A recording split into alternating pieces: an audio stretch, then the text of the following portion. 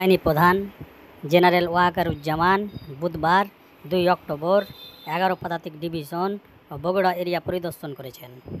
পরিদর্শনকালে তিনি বগুড়া সেনানিবাসে কর্মরত সব পদবীর সেনা সদস্যদের উদ্দেশ্যে দরবার নেন এবং দিক নির্দেশনামূলক বক্তব্য প্রদান করেন। পরে সেনাপ্রধান বগুড়ার আর্মি মেডিকেল কলেজ হাসপাতালে নির্মাণাধীন বহুতল ভবনের ভিত্তিপ্রস্তর স্থাপন করেন। এরপর তিনি সব পদবীর সেনা কর্মকর্তাদের উদ্দেশ্যে অফিসার্স অ্যাড্রেস গ্রহণ করেন।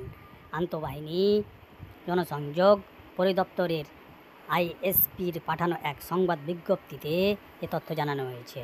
এ সময় সেনাপ্রধান তার মূল্যবান বক্তব্যের শুরুতে শহীদ লেফটেন্যান্ট তানজিম সারোয়ার নির্জনের মৃত্যুতে গভীর শোক প্রকাশ করেন এবং তার শোক সন্তপ্ত পরিবারের প্রতি সমবেদনা জানান।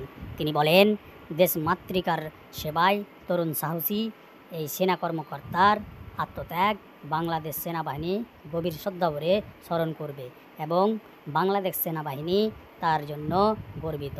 এরপর সকলের উদ্দেশ্যে দেশের চলমান নিরাপত্তা পরিস্থিতির আলোকপাত করে সেনাবাহিনীর কার্যক্রম সম্পর্কে বিভিন্ন দিক নির্দেশনা প্রদান করেন।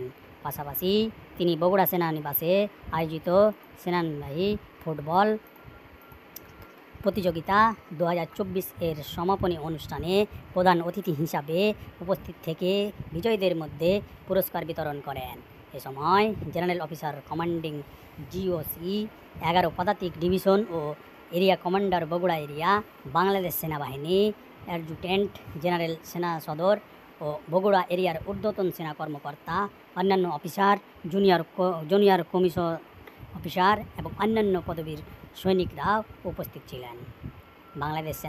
বাংলাদেশ সেনাবাহিনী ফুটবল প্রতিযোগিতা 2024-এ বিভিন্ন সেনা অঞ্চলের মোট 16টি দল অংশগ্রহণ করে।